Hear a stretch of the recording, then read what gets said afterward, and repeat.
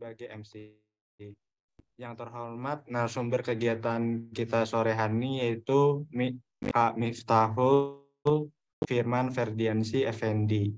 Alhamdulillah puji syukur kita panjatkan karena berkat dan rahmatnya kita diberi kesempatan untuk menimba ilmu bersama-sama dari narasumber yang luar biasa ini yang akan dilakukan secara virtual. Di acara kali ini kita akan mengikuti kegiatan seri berbagi menjadi kilau dengan tema Tutur Kisah Pemuda Indonesia sebagai pemenang VLS 2N tahun 2020.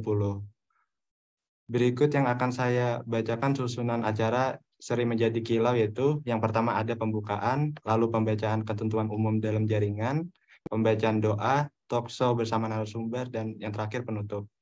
Memasuki agenda selanjutnya yaitu pembacaan ketentuan umum dalam sesi jaringan. Yang pertama, pastikan gawai dan piranti yang rekan-rekan gunakan dalam kondisi terisi penuh. Rekan-rekan dapat menggunakan penyuara telinga atau earphone agar dapat terdengar dan menyampaikan jelas saat ada tanggapan, tinjauan, ataupun pertanyaan. Mohon untuk mematikan mikrofon atau mute selama sesi berlangsung untuk menjaga kelancaran narasumber dalam menyampaikan materi. Rekan-rekan dapat mengaktifkan mikrofon jika Anda hendak menyampaikan pertanyaan atau tanggapan pada waktu yang akan disediakan. Rekan-rekan dimohon untuk dapat menyalakan kamera saat sesi foto bersama.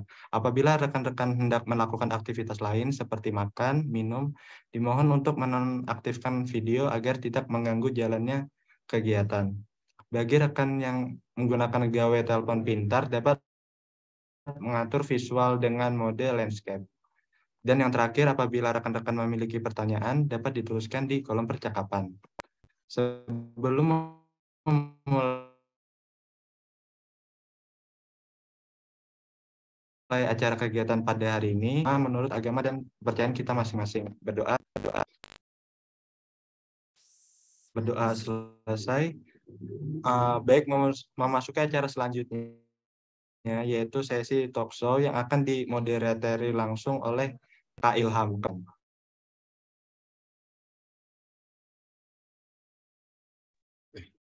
Terima kasih Kak Fajar atas waktu dan tempatnya. Assalamualaikum warahmatullahi wabarakatuh. Salam sejahtera bagi kita semua. Selamat sore Kak Randy. Perkenalkan, nama saya Ilham selaku moderator kegiatan hari ini. Pertama-tama saya ingin mengucapkan terima kasih terlebih dahulu kepada para peserta, narasumber juga relawan teknis yang telah hadir tepat waktu di kegiatan menjadi kilau hari ini.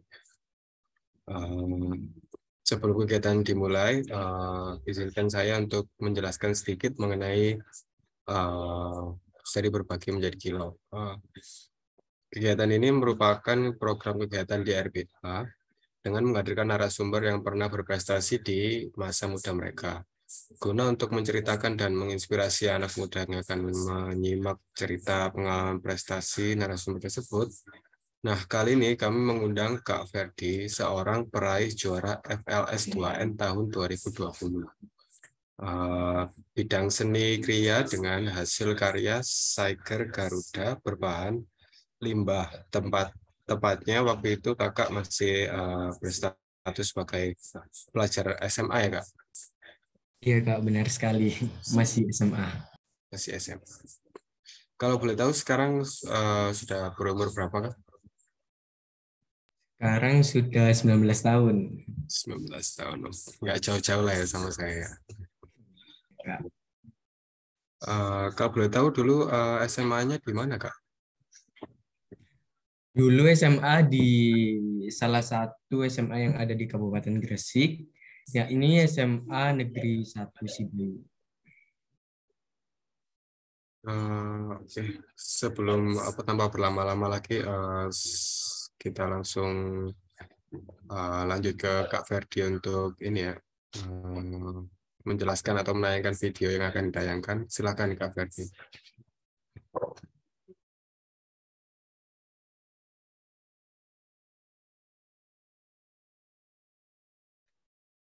Mbak yang mandu ini barangkali bisa dibantu untuk menayangkan.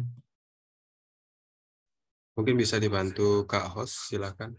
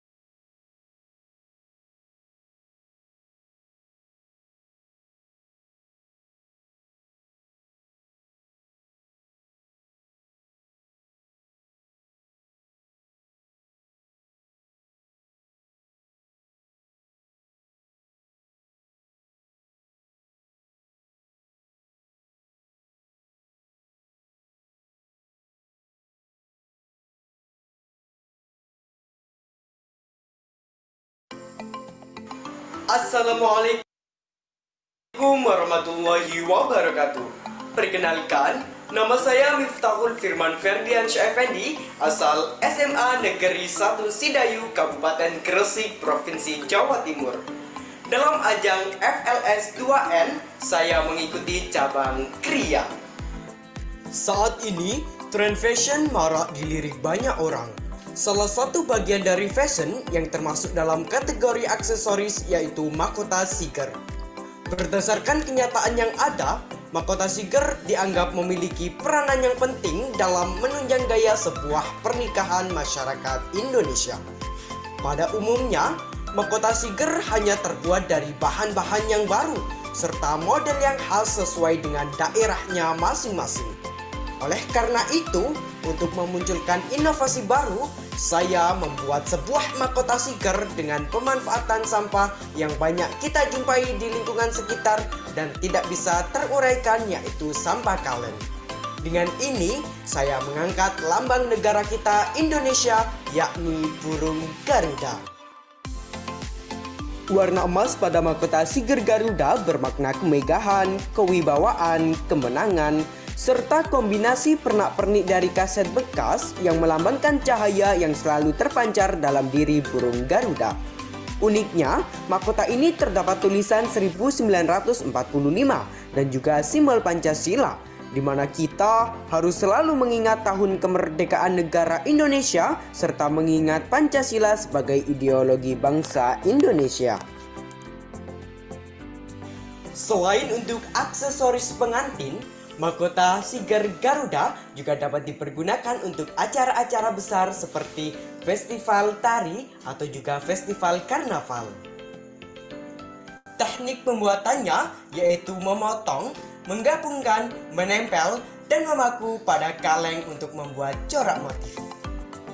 Oh iya, sebelum melangkah ke proses pembuatannya, jangan lupa alat dan bahannya ya, seperti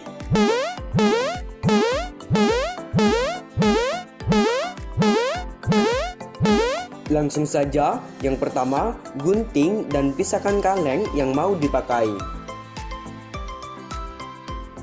Kedua, cetak pola mahkota pada kardus menggunakan penggaris, spidol, dan jangan lupa digunting.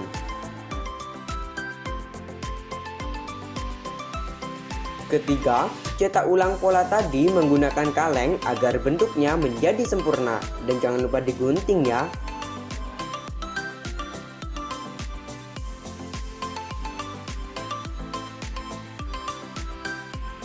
Keempat, gabungkan pola yang di kaleng menjadi satu menggunakan lem G dan tisu.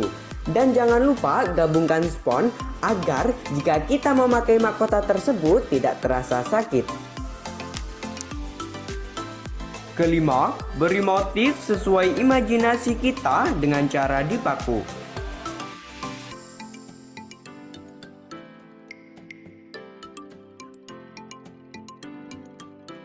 Keenam, buat model-model kawat sesuai imajinasi kita.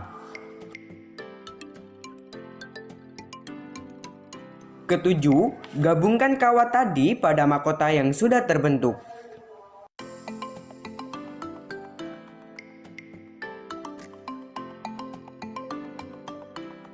Kedelapan, warnai mahkota yang sudah jadi menggunakan cat semprot warna emas atau gold.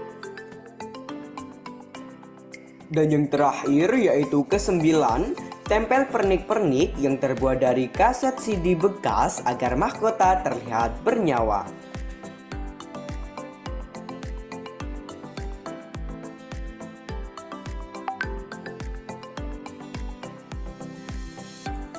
Nah, itu tadi penjelasan karya kriya saya. Semoga bermanfaat dan semoga menginspirasi. Terima kasih. Wassalamualaikum warahmatullahi wabarakatuh.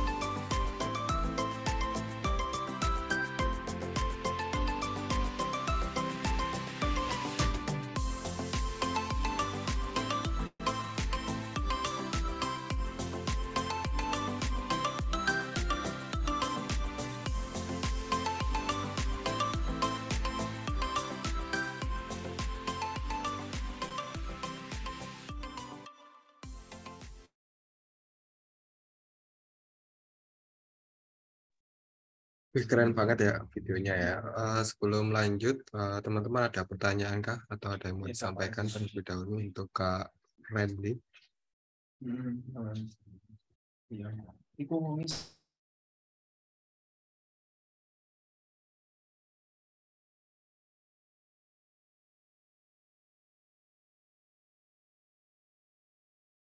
Oke, mungkin masih belum ada ya. Mungkin dari saya dulu bisa bertanya ke Kak Randy. Sebelumnya dari Kak Randy boleh memperkenalkan diri terlebih dahulu kah? Saya tahunya Kak Randy ini dari mahasiswa, mungkin bisa dijelaskan dari univ apa dan jurusan apa dulu mungkin. Monggo Kak Randy. Baik, sebelumnya mohon maaf ya, nama saya bukan Kak Randy tapi Ferdi. Ya, Jauh. maaf Kak, maaf. Baik, Assalamualaikum warahmatullahi wabarakatuh.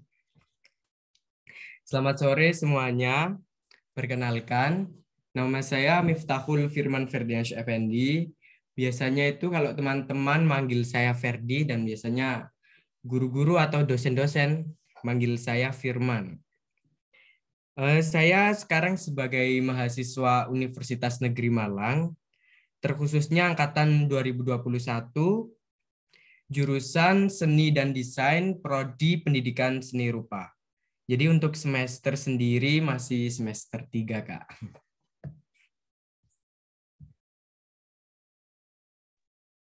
Oke, terima kasih Kak Randy.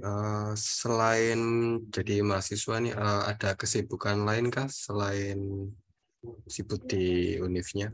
Ada kegiatan lain kah atau sedang ada proyek tertentu? Oke, baik.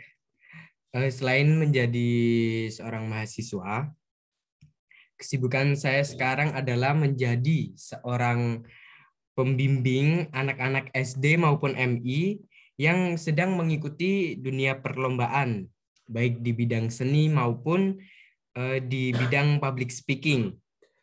Nah, selain itu juga, saya juga sibuk dengan dunia perlombaan saya sendiri. Ini ada beberapa proyek ya yang hampir ke pengumpulan deadline atau ke pengumpulan proyeknya, seperti video edukasi, pembuatan lukisan, dan video public speaking yang lain. Karena saya sendiri sebenarnya kalau di dunia perlombaan itu paling sering bergulat dalam perlombaan public speaking ya Kak ya. Kalau lomba seni sendiri jarang, palingan ya seperti pembuatan poster digital, video digital, pokoknya yang berbau digital. Jadi lomba-lomba yang terkait dengan jurusan saya itu sangat jarang sekali dan hanya ada di event-event tertentu begitu Kak. Oke, terima kasih Kak Ferdi. Mungkin pertanyaan selanjutnya, boleh diceritakan kah awalnya bagaimana bisa mengikuti lomba FLS2N tersebut gitu? Mungkin ada interest atau ketertarikan sendiri gitu. Mungkin silakan boleh diceritakan. Oke, baik, akan saya jawab. Bagaimana asal mulanya kok bisa saya mengikuti FLS2N?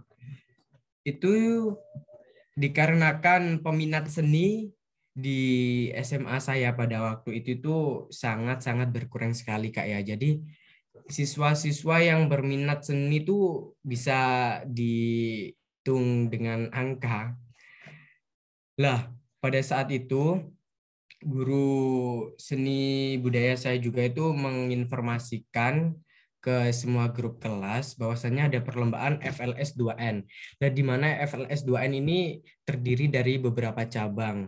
Nah, di situ saya tertarik pada cabang seni kriya.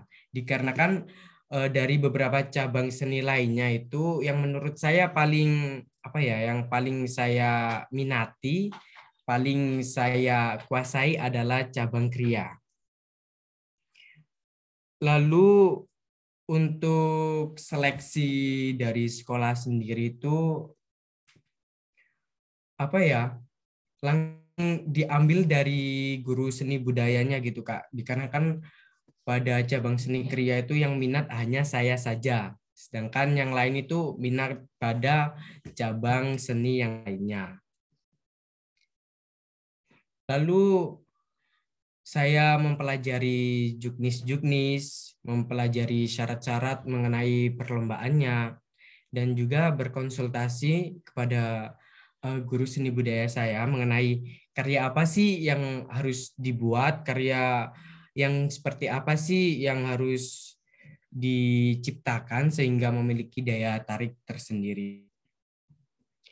Lalu jika karya yang sudah diputuskan tadi telah telah disetujui oleh guru seni budaya, nah disitulah saya langsung membuat. Tapi dalam proses pembuatannya itu juga tak luput dari konsultasi kepada guru seni budaya saya, begitu Kak. Awal mulanya. Oke, terima kasih Kak Ferdi. Kemudian semenjak kecil sampai sekarang pengalaman Kakak kira-kira ini dari kecil memang suka menciptakan sesuatu yang berinovasi atau bagaimana Kak? Atau baru akhir-akhir ini saja dapat inovasi tersebut atau gimana? Oke. Boleh diceritakan. Sebenarnya waktu SD itu juga sudah suka berinovasi Kak ya. Sudah meminati di dunia kerajinan-kerajinan, apalagi yang berbau seni. Dulu SD juga pernah mengikuti beberapa perlombaan yang terkait dengan penciptaan karya baru atau penginovasian karya. Dan pada saat itu saya juga memanfaatkan bahan-bahan limbah, bahan-bahan yang awalnya tidak berguna menjadi berguna. Pada saat itu karya apa ya yang saya ciptakan, yang saya inovasikan? Kalau nggak salah karya ini apa? Baju daur ulang sama figura daur ulang. Nah, di situ saya menciptakan sebuah baju yang dimana menggunakan bahan daur ulang. Pada waktu itu saya menggunakan atau memanfaatkan dedaunan kering sama plastik. Nah, dari sejak itulah saya makin berminat dalam dunia seni berminat dalam dunia seni, terkhususnya pada bidang penciptaan karya baru atau penginovasian karya baru, gitu Kak. Itu juga berlanjut ke SMP maupun SMA juga. Oke, Kak Ferdi, luar biasa sekali ya. Mohon maaf sebelumnya Kak Ferdi. Ini Kak Ilham sedang terkendala, jadi untuk moderatornya saya gantikan ya Kak Ferdi. Oke, boleh. Tadi kan ngomong perihal pengalaman kakak dari kecil ya Kak. Suka berinovasi apa enggak? Nah, kira-kira nih Kak, selama kakak mengikuti ajang kompetisi yang terbilang kompetisi FLS 2N itu kan kompetisi siswa yang cukup besar ya Kak ya. Kira-kira ada nggak sih Kak tantangan atau kesulitan apa sih yang kakak rasain selama mengikuti lomba tersebut? Atau kesulitan dalam menciptakan siger tadi Kak? Boleh diceritakan Kak Ferdi? Oke, terima kasih Kak Selvia. Ada nggak ya? Pastinya ada. Kendala yang saya rasakan terkait dalam proses perlombaan FLS 2N. Yang pertama, kendala waktu. Nah, saya tadi belum cerita ya, kalau pengumuman FLS 2N mengenai perlombaan itu di SMA saya itu sangat mendadak sekali Kak. Jadi kurang lebih itu kalau nggak salah ya 4-5 harian. Nah itu menurut saya kendala banget, di kendala waktu. Mengapa? Karena menciptakan sebuah karya, menciptakan sebuah produk semakin lama waktu yang diberikan, maka hasilnya juga semakin bagus, itu kalau menurut saya. Nah, itu waktunya cuma 4-5 harian. Jadi saya itu malam-malam itu ngerjain karya tersebut sampai lupa makan, lupa minum. Itu saking effortnya ya mengikuti lomba tersebut. Terus terkendala dari bahan untuk pembuatan siger sendiri. Itu kan kaleng Kak ya. Yang saya buat tadi itu siger Garuda itu terbuat dari kaleng. Lah di posisi di rumah saya itu untuk kaleng-kaleng bekas atau kaleng-kaleng yang sudah tidak digunakan itu jarang sekali untuk disimpan. Nah itu saya harus mencari beberapa kaleng-kaleng yang sudah tidak dipakai ke beberapa tempat, bahkan saya promosikan ke status WA juga. Barangkali teman-teman ada nggak yang punya kaleng? Nah itu effortnya sangat besar sekali juga, itu kendala banget. Lalu kendala yang ketiga, apa ya? Kendala dalam menciptakan karya tersebut. Ini, apa? Dalam, apa ya nama tekniknya itu? Bentar saya lupa. Apa ya? Oh ya, mentata. Mentata motif yang ada di siger Sundanya tersendiri lah, itu menurut saya juga tantangan karena baru pertama kali juga saya menerapkan teknik tata pada pembuatan produk baru atau karya baru di siger Sunda tersebut. Itu tekniknya menggunakan apa ya? Semacam batang kayu, akan tetapi batang kayunya itu harus yang halus, bukan yang kasar lah. Itu mencarinya juga sulit, itu juga tantangan. Dan kalau nggak salah saya waktu itu tuh menemukannya di mana ya? Di samping rumah waktu bekas bakar-bakaran pohon itu. Itu saya ambil, saya bersihkan, lalu saya buat mentatahnya di bagian kaleng yang ditata tadi, begitu Kak.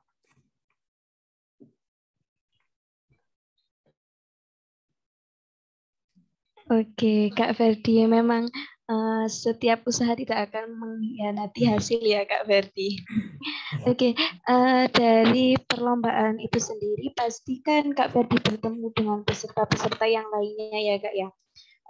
Dari Kak Ferdi sendiri, kalau pasti pas lomba itu kita mempunyai rasa grogi, kayak nggak pede sama hasil karya atau nggak pede sama penampilan kita sendiri semisal. Nah itu cara Kak Ferdi untuk meyakinkan kalau saya bisa juara kayak gitu tuh kayak gimana Kak Ferdi untuk meyakinkan bahwa diri kita itu bisa kayak gitu Kak Ferdi. Sebelumnya perlu diketahui Kak Selvia ya, kalau lombanya itu waktu pandemi. Nah waktu pandemi kan otomatis nggak bisa kumpul-kumpul nih sama teman-teman peserta lain. Jadi bisanya lewat online. Nah itu melalui seleksi video. Jadi saya itu mengirimkan video, lalu pihak panitia itu menyeleksi atau menilai. Jadi di situ menurut saya kegrogian atau ketidak apa ya? Maksudnya nggak pedenya itu berkurang, soalnya kan nggak ketemu peserta langsung, nggak ketemu teman-teman peserta secara langsung. Nah, untuk tips dan trik menurut saya yang mengenai agar selalu yakin dalam mengikuti perlombaan ini, mengingat ini aja, usaha bagaimana usaha perjuangan, bagaimana kita itu bisa mengikuti perlombaan tersebut. Kan pastinya kalau sudah dipilih oleh guru seni budaya atau sudah dipercayakan, itu kan kita harus nggak boleh menyia-nyiakan begitu Kak. Dan di samping itu juga ada orang tua. Lah Orang tua mana sih yang nggak bangga kalau semisal anaknya menjadi juara atau menjadi yang terbaik gitu. Jadi harus ingat orang tua. Terus apalagi ya, semangat dalam perlombaan. Maksudnya yang pede gitu, nggak boleh kendor semangatnya. Oh ya, juara. Hanya juara lah. Ini juga menurut saya ya, nggak tahu kalau menurut kakak atau yang lain-lain, tapi ini prinsip saya kalau mengikuti lomba-lomba itu saya juga melihat dari juaranya, hadiah juara. Nah, itu bisa membuat saya termotivasi, semakin besar hadiahnya, semakin istimewa, semakin apa ya, semakin just lah hadiahnya itu saya semakin termotivasi sekali, dan usaha yang saya berikan itu nggak boleh nanggung-nanggung, harus dimaksimalkan gitu supaya dapat meraih hadiah tersebut, begitu Kak. Memang dukungan dari orang tua, terus hadiah juara itu jadi motivasi sekali Kak ya. Sekali. Iya, kalau boleh tahu hadiah apa saja sih yang pernah diraih oleh Kak Ferdi hingga semangat sampai seperti ini Kak Ferdi? Mungkin boleh diceritakan biar jadi motivasi buat yang lainnya. Oke. Untuk hadiah itu tergantung ini kayak penyelenggara event yang menyelenggarakan. Untuk hadiah yang pernah saya dapat sendiri itu yang pertama sertifikat juara. Nah, ini menurut saya itu penting sekali ya mendapatkan sertifikat, apalagi kita di zaman SMP, di zaman SMA lah itu sangat bisa sekali untuk melanjutkan ke sekolah jenjang berikutnya. Nah, itu sangat sangat penting sekali karena sertifikat mampu mempermudah kita untuk keterima dalam jenjang sekolah berikutnya. Itu yang pertama, sertifikat. Lalu yang kedua ada hadiah uang tunai. Nah, ini siapa sih yang nggak tahu uang tunai, dan siapa sih yang nggak mau uang tunai? Ini nggak munafik ya. Memang benar-benar emang uang tunai itu diberikan oleh semua orang. Nah, itu juga jumlahnya tergantung event yang menyelenggarakan. Ada yang segini. Saya tapi tidak menyebutkan berapa-berapanya Kak ya. Pokoknya lumayan lah. Dan itu juga terbantu untuk membeli sesuatu yang saya inginkan sendiri, seperti HP, laptop, itu juga dari hasil hadiah-hadiah lomba tersebut. Terus yang ada lagi sih Kak, hadiah yang itu ya, yang nggak bisa disangka-sangka sebelumnya. Itu hadiah ke Tanah Suci lah. Siapa sih yang nggak mau ke Tanah Suci? Itu hadiah yang menurut saya dalam beberapa perlombaan itu hadiah itu yang sangat-sangat istimewa, sangat-sangat tidak bisa diprediksikan sebelum-sebelumnya. Dan yang terakhir ada trofi atau piala. Kalau piala ini tergantung dari setiap individunya kayak. Terkadang ada juga orang yang halah piala tok ay kok, ada yang begitu, ada yang wah oleh piala rek bisa dibuat kenang-kenangan kalau kita itu pernah meraih prestasi ini, dan begitu sebaliknya. Begitu Kak. Udah. Wah, sepertinya sudah terlihat ya banyak sekali pengalaman dari Kak Ferdi ini. Kalau boleh tahu, Kakak pernah lomba-lomba di mana aja nih Kak? Biar bisa sharing juga ke teman-teman untuk eventnya apa gitu Kak. Boleh diceritakan Kak Ferdi? Lomba di mana saja. Ini tapi bukan berfokus ke ini Kak ya Kak Selvi, berfokus ke tadi yang kria, nggak apa-apa ya? Iya, nggak apa-apa, Kak. Untuk TK sendiri saya itu sudah mengikuti lomba melukis lah. Dari situlah bakat seni saya itu muncul, Kak, dari TK. PAUD atau TK kalau nggak salah, Kak, ya. Itu sudah dipercayakan guru untuk mengikuti lomba melukis. Nah, untuk SD sendiri, saya itu kelas 1 sudah mengikuti lomba pidato bahasa Inggris.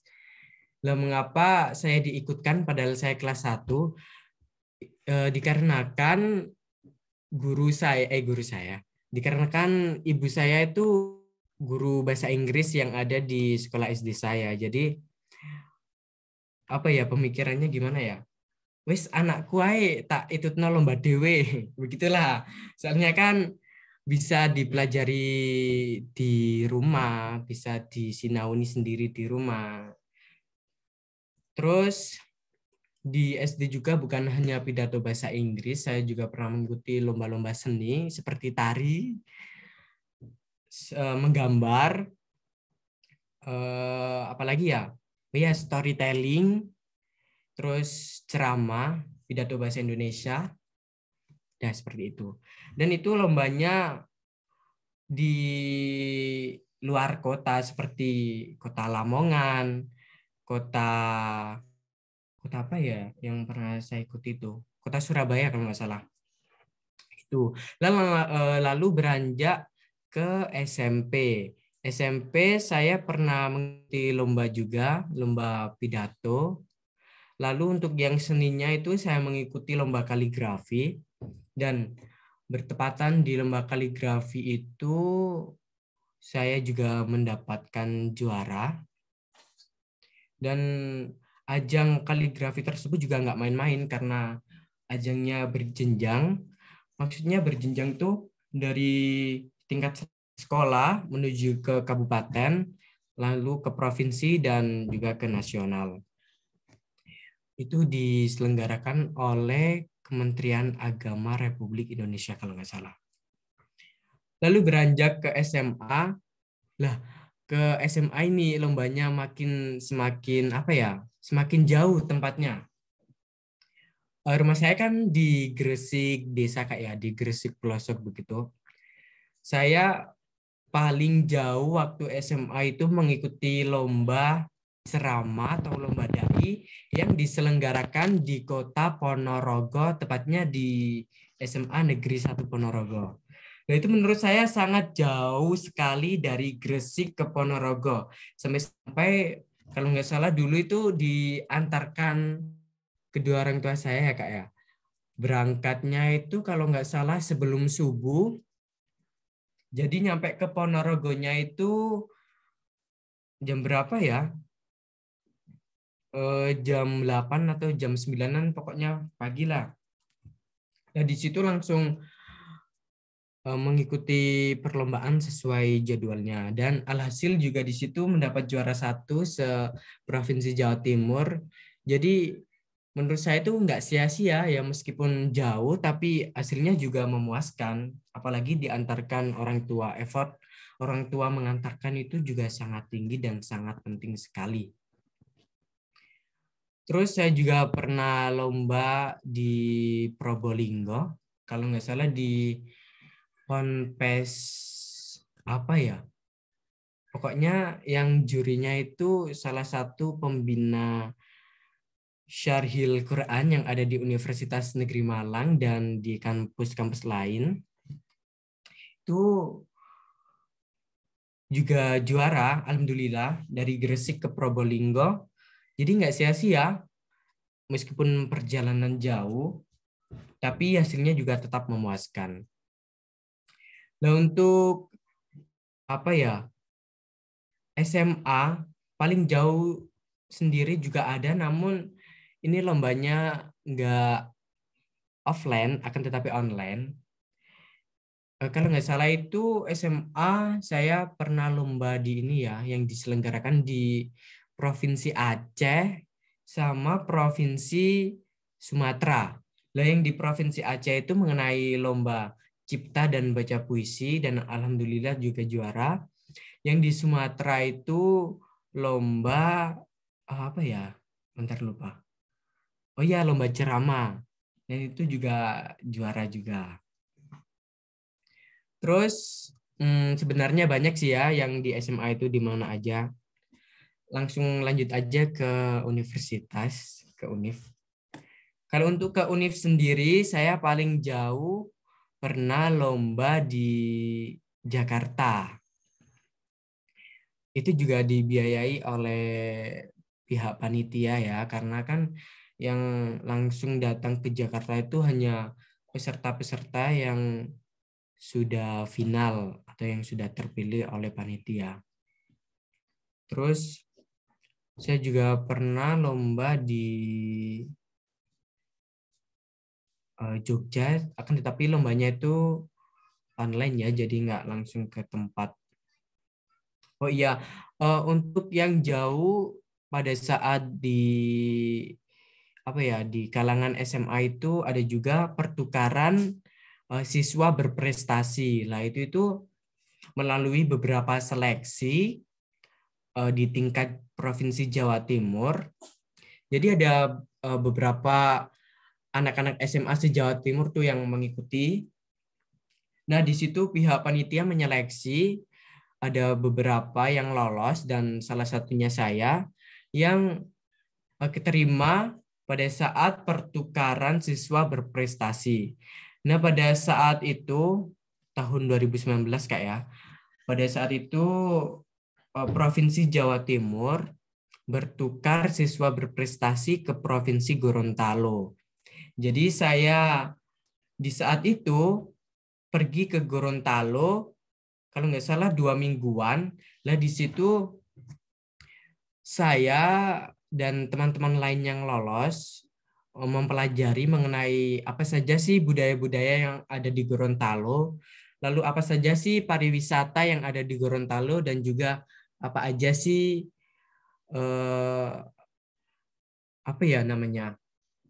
seperti bank, terus UKM yang ada di Gorontalo itu. Dan di situ juga saling bertukar informasi mengenai budaya Provinsi Jawa Timur, mengenai pariwisata Provinsi Jawa Timur. Pokoknya saling sharing lah, saling bertukar ilmu antara pelajar Jawa Timur dan juga pelajar Gorontalo. Nah, itu juga 100% free dari panitia. Jadi kita tidak mengeluarkan uang sepeser pun. Sudah disangoni, sudah dibiayai tiket pesawat, sudah difasilitasi, pokoknya semuanya gratis. Begitu, Kak. Itulah enaknya jadi siswa yang bisa dikatakan bejo, beruntung. Enggak semua siswa pintar itu beruntung. Tapi siswa beruntung itu juga nggak semuanya siswa pintar, begitu. Oke, Kak Ferdi, bisa dibilang Kak Ferdi ini multi talent ya Kak ya. Sampai dari prestasi-prestasinya Kak Ferdi juga sampai bisa keliling Indonesia bahkan dunia secara gratis ya Kak ya. Kak Ferdi tadi kan sempat bilang bahwa kalau ibu dari Kak Ferdi itu seorang guru yang tekannya dulu Kak Ferdi dibimbing oleh beliau untuk lomba puisi ya Kak ya. Nah, itu reaksi dari orang tua Kak Ferdi melihat kesuksesan Kak Ferdi sekarang itu bagaimana Kak? Biasanya kan orang tua itu sangat senang, gembira gitu Kak, bersyukur. Nah, reaksi dari Ibu Kak Ferdi sendiri itu seperti apa Kak? Boleh diceritakan? Oke, saya kutip dari salah satu event aja Kak ya, mengenai kegembiraan orang tua atau mengenai kebahagiaan orang tua kalau anaknya dapat rezeki juara, begitu Kak. Nah, itu saja saya mau menceritakan yang ke Tanah Suci itu Kak ya. Pada saat itu lombanya diadakan oleh pihak televisi TVRI dan juga Polri Provinsi Jakarta. Nah, itu melalui beberapa seleksi peserta se-Indonesia. Saya juga awalnya tidak menyangka Kak ya, karena kan semisal nih, hari ini tuh pengumuman, semua itu udah terdata siapa saja yang lolos. Nah, itu saya itu nggak ada dihubungi sama sekali oleh panitia. Jadi pada saat itu tuh saya udah, oh ya wis lah, belum rezekinya, belum saatnya untuk masuk ke final. Lah kok besoknya persis saya baru dihubungi oleh panitia, dan kata beliau itu anak-anak yang final ini sudah masuk orang-orang yang berangkat ke Tanah Suci tanpa terkecuali. Pokoknya orang-orang yang sudah terpilih oleh panitia. Nah, itu saya teruskan informasinya ke orang tua saya, dan seketika orang tua saya itu nangis Kak, terharu, mengeluarkan air mata begitu loh Kak. Terus apa Kak ya? Ya tentunya orang tua itu ya sangat bangga sekali, sangat senang sekali mengenai hadiah ke Tanah Suci itu dan masuk final itu. Nah, lebih terharunya lagi, lebih greget nangis itu waktu ini Kak ya, penentuan nilai. Nah, itu nilai saya dan nilai peserta, anggap saja si A. Peserta si A itu hanya selisih 0,5 saja. Nah, itu kan eman sekali gitu loh Kak. Yang awalnya bisa haji plus, haji yang tanpa menunggu beberapa tahun itu tergeser ke umroh. Akan tetapi kata orang saya itu, ya wis lah nggak apa-apa, belum rezekinya, dan itu pun sudah rezekinya kalau masuk ke umroh itu. Jadi ikhlaskan, tapi tetap saja orang tua saya itu juga masih apa Kak ya, nyesel tapi bukan nyesel, kayak greget aja gitu loh Kak. Gregetnya itu ya tadi selisih 0,5 saja. Andaikan terlampaui kan bisa haji plus gitu Kak, bisa apa ya, bisa haji tanpa menunda bertahun-tahun. Nah, itu saya juga lah, orang tua saya juga bangga banget, apalagi pas berangkat umroh itu ada yang ngejulitin, bukan ngejulitin Kak ya, pokoknya ada yang nyinyir lah. Wah, sebut saja nama orang tua saya itu Feni Kak ya. Wah, si Feni ini loh kok goblok sekali, kayak bodoh sekali. Wong si Feni sama si suaminya aja belum umroh, tapi kok anaknya sudah diumrohin dulu. Nah, itu ada yang julid seperti itu Kak. Lah, untungnya ada yang ngejelasin bahwasanya anakku umroh itu loh bukan saya biayai, bukan dibiayai orang tua, maksudnya bukan orang tua yang bayar sepenuhnya. Anakku umroh loh gratis gara menang lomba. Terus orang-orang yang julid itu tadi itu cuma gitu. Apalagi waktu berangkat itu pada nangis karena ya pada terharu, bisa-bisanya anaknya sudah umroh duluan daripada orang tuanya gitu Kak. Panjang ya, maaf bertele-tele. Luar biasa sekali ya Kak, perjuangan dari seorang orang tua. Dari Kak Ferdi sendiri pernah nggak sih ada kalimat atau sikap orang tua yang bikin down Kakak? Misal ketika Kakak tidak menang atau tidak mendapatkan juara, kayak semisal tadi Kak, sayang sekali nilaimu 0,5, tidak jadi haji gitu Kak. Itu membuat Kak Ferdi down apa gimana? Terus kalau misal ada kalimat atau sikap dari orang tua yang bikin Kak Ferdi merasa down, itu respon kakak gimana untuk menanggulangi hal tersebut, Kak? Menanggulangi, mengatasi apa ya, sikap atau perkataan orang tua yang kurang mengenakan di hati kita. Kalau saya sih diam aja ya, meskipun bukan orang tua saja Kak ya, meskipun orang lain atau siapa gitu yang membuat saya sakit hati, itu saya biasanya lebih memilih diam.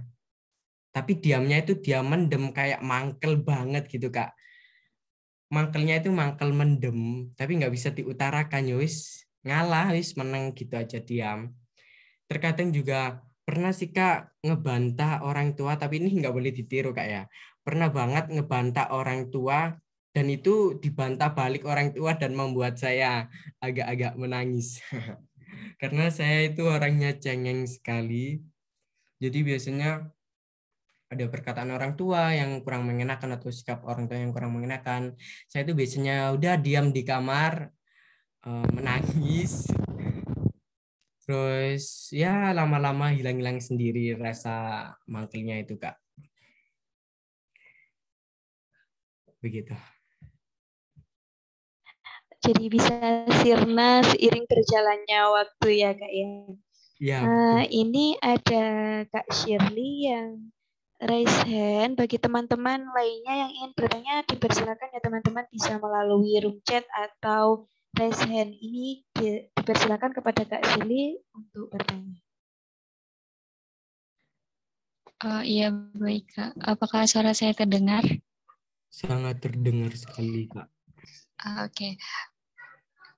Oke, terima kasih. Saya mau bertanya ke Kak Ferdi ya. Ini tadi kan tentang seni kriya ya, FLS2N-nya. Nah, itu kan Kak Ferdi membuat Siger Garuda. Itu dapat idenya dari mana sih Kak? Terus kenapa kok memilih tema Garuda, memilih tema yang sangat Indonesia gitu? Oke, baik, pada intinya ini ya, asal mula kenapa kok bisa memilih karya tersebut. Itu tentunya pastinya ini kayak dari kolaborasi antara peserta didik dan pendidik, yakni guru seni budaya saya. Itu disetujui mengenai Siger, mengenai kerajinan mahkota. Itu saya terinspirasi dari Instagram kalau nggak salah waktu itu Kak ya. Saya melihat siger-siger mahkota yang buat pengantin tuh, atau yang bisa digunakan untuk tari-tarian atau untuk itu kok bagus sekali ya siger itu. Dan itu juga dibuatnya itu pakai barang-barang yang apa ya, masih baru, seperti apa ya, siger itu kalau dibuat itu kayak pernik-pernik yang masih baru. Nah itu saya tiba-tiba termotivasi, tiba-tiba menimbulkan sebuah inovasi. Bagaimana ya kalau siger tersebut itu dikombinasikan dengan bahan-bahan limbah atau bahan-bahan yang tidak terpakai, kira-kira bisa nggak ya? Kira-kira bahan tersebut itu mudah nggak ya untuk dibuat siger Garuda tersebut? Dan ternyata itu setelah saya telusuri itu bisa kaleng. Mengenai kaleng ya, karena kaleng juga menurut saya itu bahan yang agak kuat, akan tetapi agak membahayakan. Karena kalau kebeset kaleng yang sudah digunting itu bisa berdarah. Nah, itu tadi yang memotivasi atau yang menimbulkan sebuah inspirasi terjadinya atau terbuatnya produk Siger Garuda. Lah, mengapa saya menentukan tema Garuda atau judul Garuda? Karena Garuda sendiri itu lambang negara Indonesia Kak ya, burung Garuda itu. Dan saya mengkombinasikannya dengan tulisan tahun 1945 yang dimana itu merupakan tahun kemerdekaan negara Indonesia. Dan saya yakin sekali bahwa karya tersebut itu belum pernah dibuat oleh orang lain, dalam artian saya ini first time dari sekian banyaknya orang yang membuat siger Garuda memakai bahan limbah yang sudah tidak terpakai. Dan akhirnya jadilah siger Garuda tersebut. Itu sama apa ya? Sama CD Kak ya, CD yang buat muter lagu-lagu atau film itu loh Kak. Itu juga saya punya banyak di rumah. Dan saya juga tiba-tiba terlintas bahwasanya CD ini nggak terpakai sama sekali di rumah alias sudah rusak. Jadi saya kombinasikan untuk pernak-pernik yang ada di siger Garuda tersebut. Begitu Kak. Oke Kak, berarti emang ada koordinasi antara Kak Ferdi sama guru-guru seni budaya. Betul sekali Kak. Kalau misalkan itu kan tadi siger Sundanya kan dari siger Garudanya dari kaleng bekas. Itu apakah emang ada ketentuannya untuk memakai barang-barang bekas atau emang dari ide Kakak sendiri Kak? Untuk ketentuan, oke, sama-sama. Saya jawab ya.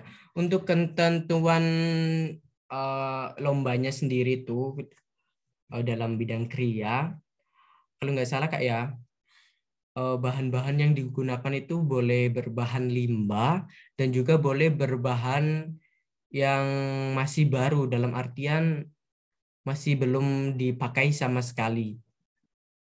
Lah itu saya tiba-tiba berpikir aja, kalau bahwasanya berbahan limbah itu mengolahnya itu jauh lebih sulit, jauh lebih penuh effort untuk mengolahnya tadi. Jadi ya saya terpikir itu bahwasanya kalau bahan limbah itu ya pasti mendapat poin plus lah tersendiri dari bahan-bahan yang sudah jadi, karena kan kalau limbah kan harus membersihkannya dulu. Misal kalau kalengnya kotor harus dicuci sampai benar-benar bersih, terus pemilihan kaleng-kaleng yang kira-kira masih layak dipakai atau yang benar-benar sudah nggak layak dipakai itu juga sangat penting sekali. Begitu Kak. Oke Kak Ferdi, terima kasih atas jawabannya. Oke, sama-sama Kak. Baik, terima kasih pertanyaan dari Kak Shirley dan jawaban luar biasa dari Kak Ferdi. Untuk teman-teman yang lain yang ingin bertanya, dipersilakan melalui room chat atau bisa bertanya langsung dengan menggunakan fitur raise hand. Oke Kak Ferdi, saya izin bertanya kembali ya Kak Ferdi, sambil menunggu teman-teman yang lain bertanya. Tadi kan Kak Ferdi bisa menjadi seorang pengrajin, terus tadi sempat juga Kak Ferdi bilang bahwasanya Kak Ferdi itu tidak hanya bisa dalam bidang seni kriya saja, namun Kak Ferdi juga bisa dalam bidang public speaking. Nah, apakah Kak Ferdi sendiri punya pastikan punya minat di bidang lainnya, Kak? Nah, apakah ada prioritas atau bidang yang paling diminati? Mengingat Kak Ferdi juga seorang mahasiswa dari jurusan seni ya, Kak ya. Mungkin dari Kak Ferdi bisa menjelaskan. Terima kasih. Untuk prioritas sendiri ya itu tadi kayak ke dalam dunia public speaking. Lah dunia public speaking ini juga bisa dikaitkan dengan seni, semisal saja Kak puisi. Lah puisi itu juga termasuk seni Kak ya, akan tetapi bukan seni rupa, tetapi masuknya ke seni sastra atau ke penulisan. Selain itu juga public speaking yang mengenai seni adalah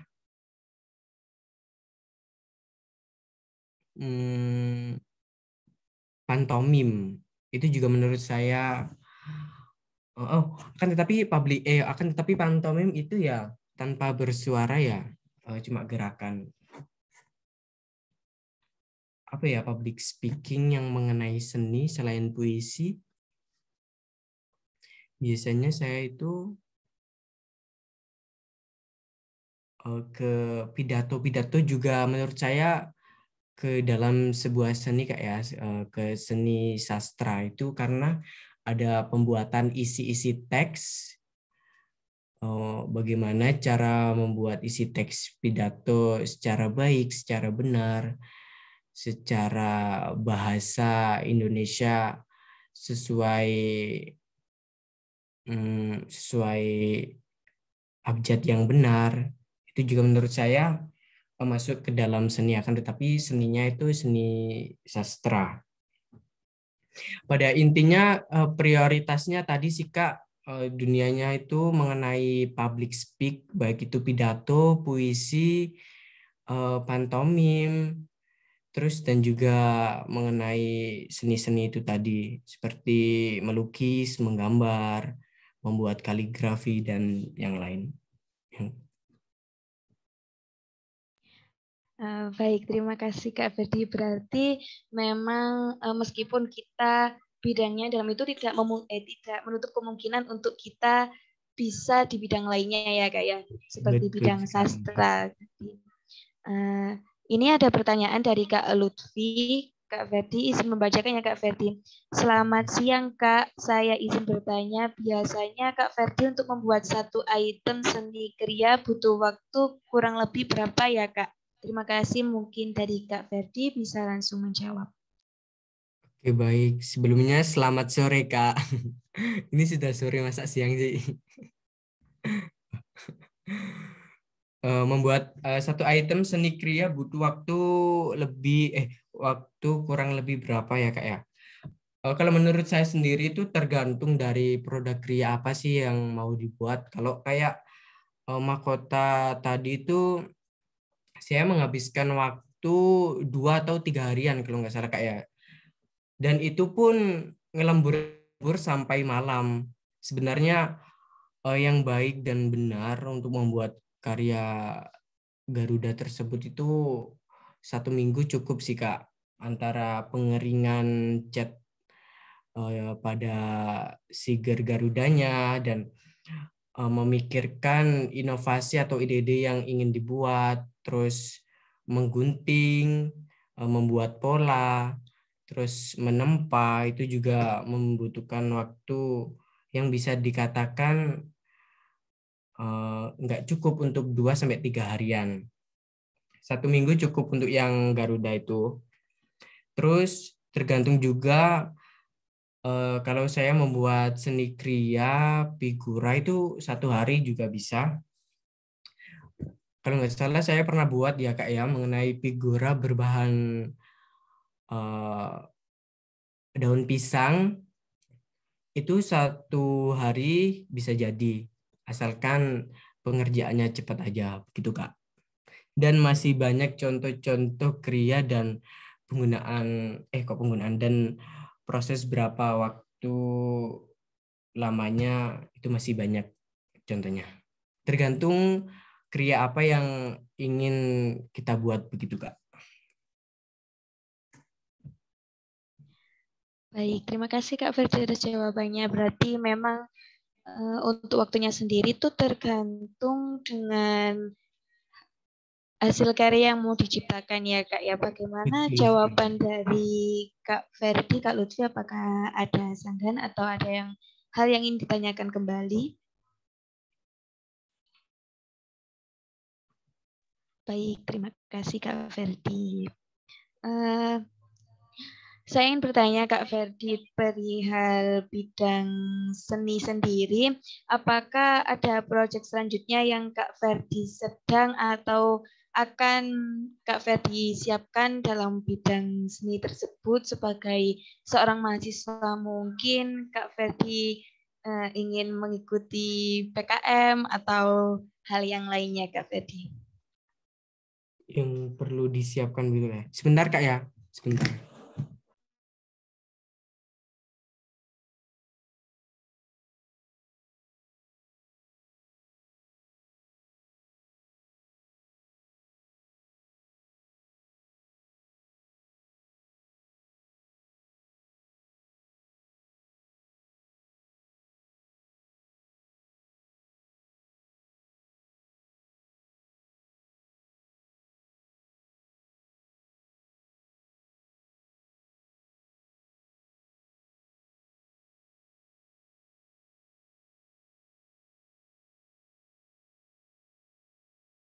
Sebentar Kak ya. Iya Kak Ferdi.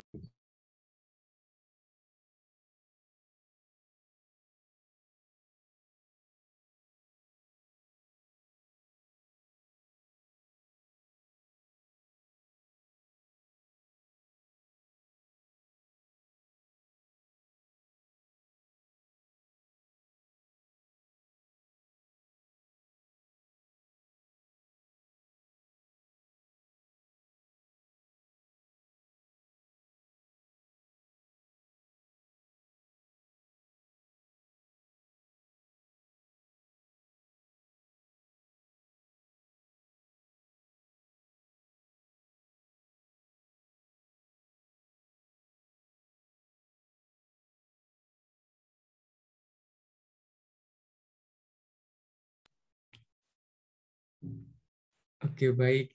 Akan saya jawab. Maaf Kak ya, barusan ada tamu di luar, ada orang. Yang mau disiapkan untuk PKM itu sebenarnya saya masih merencanakan Kak ya, terkait PKM, karena PKM kan biasanya itu harus kalau kata dosen saya itu harus berkolaborasi mengenai mahasiswa dari jurusan satu ke jurusan yang lain. Jadi nggak boleh kalau jurusan seni semua atau jurusan pendidikan apa semua begitu, harus berkolaborasi. Yang penting kolaborasinya itu masih nyambung terkait apa yang dibahas mengenai apa yang direncanakan mengenai PKM itu tadi. Balik lagi ke awal, kalau PKM ini masih merencanakan, jadi ya belum belum terfikirkan matang-matang, masih rencana aja. Tetapi untuk proyek yang dekat-dekat ini adalah proyek video edukasi mengenai stunting. Ini juga termasuk seni loh Kak, karena kan butuh pengeditan video, pengeditan foto-foto, penggabungan antara foto, video, tulisan. Itu juga seni, tergolong di seni digital. Itu yang pertama, proyek video edukasi. Terus ada lagi video proyek ceramah, cuman ini bukan seni kayak ceramah, video proyek ceramah. Tetapi ceramahnya juga masih saya sangkut pautkan mengenai seni. Itu ada 2 proyek ceramah yang dilaksanakan oleh apa ya ini? Oleh dai-dai 1 abad NU sama LDDNI. Tuh. Untuk sementara itu Kak, yang akhir-akhir ini. Baik, terima kasih Kak Ferdi, luar biasa sekali ya pengalaman dari Kak Ferdi, bukan hanya dalam bidang seni kriya saja, namun Kak Ferdi juga berpengalaman dalam bidang yang lainnya. Oke Kak, ini ada pertanyaan dari Kak Risro Siregar. Selamat sore Kak Ferdi, saya izin bertanya terkait seni. Seperti pengalaman saya, bahwasanya banyak anak muda yang punya jiwa dan kualitas seni dalam dirinya. Akan tetapi letak permasalahannya dia tidak berani mempublikasikan bakat dan karyanya. Sebagai sosok yang berpengalaman di dalam seni, bagaimana pandangan atau pendapat Anda dan solusi apa yang mungkin bisa Kakak berikan? Terima kasih, Kak. Mungkin dari Kak Ferdi bisa menjawabnya. Baik, akan saya jawab menurut versi saya tersendiri. Solusi apa sih yang bisa diberikan apabila kita mempunyai jiwa seni, akan tetapi kita masih malu-malu mempublikasikan karya-karya tersebut. Kalau menurut saya, jangan sungkan-sungkan ya untuk mempublikasikan karya tersebut. Bisa jadi ada seseorang yang minat dengan karya kita, sehingga itu juga bisa berdampak positif dengan menghasilkan uang. Itu juga bisa diterapkan. Pokoknya kita bisa mengupload foto-foto karya kita, entah itu di WhatsApp status atau Instagram, Facebook. Kalau kata dosen saya itu jangan sungkan-sungkan untuk menge-share atau memamerkan karya kita ke dalam dunia sosial media, karena itu termasuk portofolio kita. Jadi orang lain yang melihat di sosial media kita itu jadi tahu, oh anak ini tuh pandai juga ya dalam bidang seni, karya-karyanya juga bagus, dan itu dalam dunia pekerjaan juga ada yang melihat sosial medianya begitu, ada syarat-syarat sosial media, bahkan ada juga kalau sosial medianya itu nggak boleh diprivasi. Lah itu kalau menurut pengalaman itu katanya bisa dibuat Kak ya?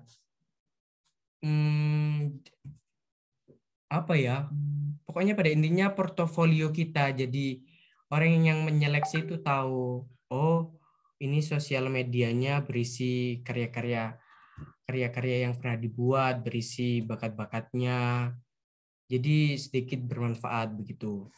Terus yang ketiga itu bisa mempublikasikan dengan tidak malu-malu melalui event pameran. Kan biasanya ada tuh, kalau ada event pameran sebelumnya itu open recruitment mengenai karya-karya yang ingin dipamerkan. Nah itu kan biasanya ada kriterianya, ada syarat-syaratnya. Nah itu bisa aja kita mengikuti event-event pameran tersebut dengan memamerkan karya kita. Dalam garis bawah yang perlu digarisbawahi, kita memamerkan di pameran itu juga bisa berdampak positif. Contohnya ada orang yang melihat pameran dan ternyata orang tersebut sangat minat sekali dengan karya yang dipamerkan. Itu bisa jadi terjadi jual beli karya. Nah itu kan bisa berdampak positif sekali, menghasilkan uang, dan itu bisa di-upgrade untuk menghasilkan karya-karya yang bisa lebih baik lagi, begitu Kak. Pokoknya jangan sungkan-sungkan, jangan malu-malu. Mas yo elek api pede ae. Baik, terima kasih jawaban dari Kak Ferdi. Intinya itu selalu percaya diri Kak ya.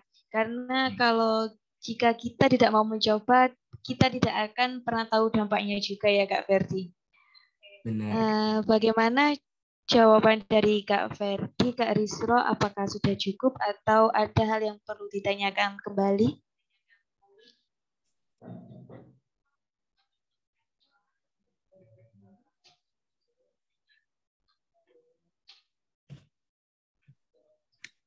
Cukup, terima kasih Kak.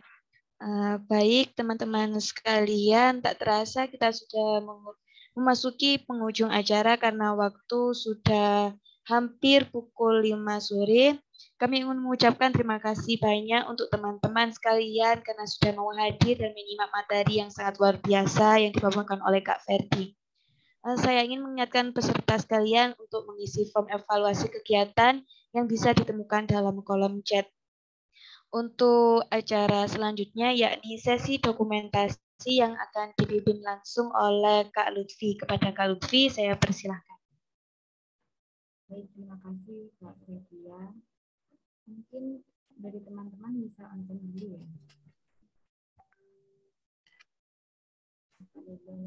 Sesi dokumentasi ini akan dibagi menjadi 2 sesi, yaitu sesi pertama sesi formal, yang kedua yaitu sesi non formal.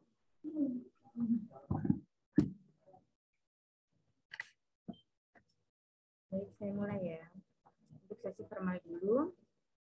1, 2, 3.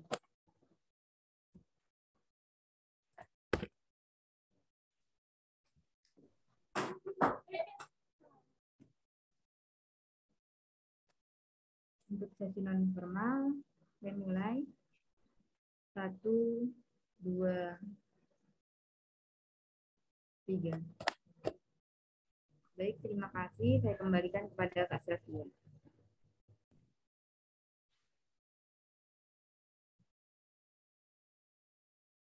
Baik, terima kasih Kak Lut. Mungkin pertanyaan terakhir ya untuk Kak Ferdi. Setelah mengikuti kegiatan menjadi kilau di ruang belajar Agil sebagai narasumber, mungkin dari Kak Ferdi bisa menyampaikan kesan pesannya menjadi narasumber dalam kegiatan tersebut. Terima kasih. Mungkin dari Kak Ferdi bisa langsung memberikan kesan pesannya. Oke, baik. Pesan-kesan menjadi narasumber pastinya sangat senang sekali Kak ya, sangat bangga. Dan menurut saya ini first time banget saya menjadi narasumber via Google Meet. Karena sebelum-sebelumnya itu saya banyak menolaknya dari beberapa pihak yang menyelenggarakan. Dan ini baru pertama saya menerima menjadi narasumber di Google Meet di Rumah Belajar Agil Kak ya. Rumah Belajar Agil. Apa tadi Kak? Ruang Kak. Ruang Belajar Agil. Ya. Ruang Belajar Agil.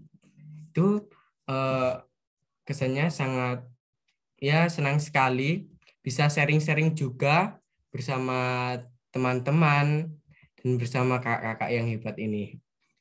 Untuk pesannya semoga ruang belajar Kak Agil ini bisa menerbitkan, bisa memunculkan narasumber yang jauh hebat lagi, yang sudah sangat profesional dan sangat bermanfaat bagi semuanya. Begitu Kak. Semoga sukses ruang belajar Agil. Terima kasih Kak Ferdi. Semoga kegiatan hari ini berguna bagi kita semua yang telah hadir untuk menyimak pengalaman yang luar biasa dan sangat istimewa dari Kak Ferdi. Saya selaku moderator dan mohon maaf tadi Kak Ilham tidak sempat mengikuti kegiatan pada hari ini dikarenakan terkendala sesuatu hal. Saya selaku moderator mohon maaf bila ada salah kata maupun perbuatan baik disengaja maupun tidak disengaja. Saya Sylvia Zibuan pamit undur diri. Wassalamualaikum warahmatullahi wabarakatuh. Untuk selanjutnya saya serahkan kepada MC. Baik, terima kasih Kak Sylvia. Alhamdulillah kita telah sampai di penghujung acara. Terima kasih banyak kepada Kak Fendi sebagai narasumber dan rekan-rekan yang telah menyimak acara dari awal hingga akhir. Semoga materi yang disampaikan bermanfaat dan dapat diaplikasikan untuk ke depannya. Baik, sebelum kegiatan pada hari ini ditutup, marilah kita berdoa sesuai dengan kepercayaan agama kita masing-masing. Berdoa dipersilahkan.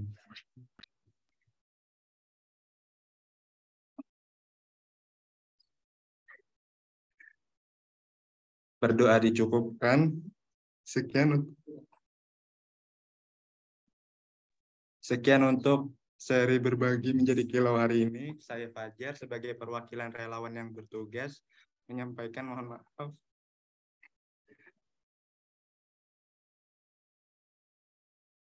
atas salah kata dan perilaku. Wassalamualaikum warahmatullahi wabarakatuh. Wassalamualaikum warahmatullahi wabarakatuh.